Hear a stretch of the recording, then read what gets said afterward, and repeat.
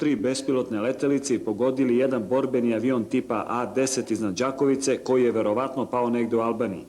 Zabeležili smo pogodak i pad jedne od brojnih bespilotnih letelica koje su rutinski pogodili pripadnici Prištinskog korpusa. Ova bespilotna letelica srušena je iznad samog Uroševca. Radi se o ultra lakoj letelici koja pripada američkom 57. vazduhoplovnom Wingu, a 15. izviđačkoj eskadrili. Ova bespilotna letelica tipa Predator proizvedena je u Sjedinjenim Američkim Državama.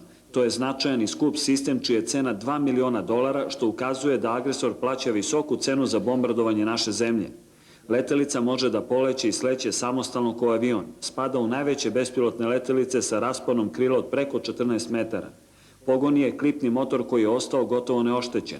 Opremljena je skupocenom opremom, između ostalog TV kamerom za dnevno izviđanje, laserskim daljinomerom, uređajem za elektronsko ometanje, relejnim uređajem za prenos prikupljenih podataka u trenutku snimanja.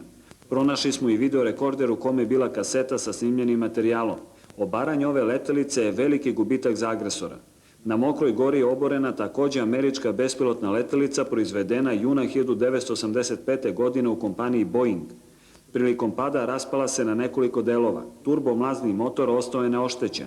U rezervoaru ima dosta goriva. Ova letelica ima promenljivu geometriju krila koja se podešavaju prema brzini i opterećenju. U prednjem delu je smeštena elektronika i uređaj za izviđanje i snimanje. Kod sela Klokot oborena je treća bespilotna letelica tipa CL-289 Pajvar koju pogoni turbomlazni motor. Letelica je pogođena odmah nakon lansiranja sa aviona agresora. Optička i TV kamera, IC skener sa uređajem za prenos IC i TV snimka su delimično oštećeni, a pronađen je film sa snimljenim materijalom.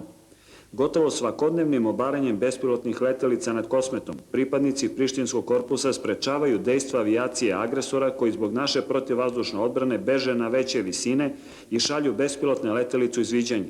Bespilotne letelice su u stvari oči borbene avijacije koje daju obaveštajno izviđačke podatke i zapravo su prethodnica uspešnog, a u ovom slučaju neuspešnog dejstva agresora koji ne uspeva da otkrije vojne ciljeve, već bombarduje civilne objekte i čini zločine protiv čovečnosti.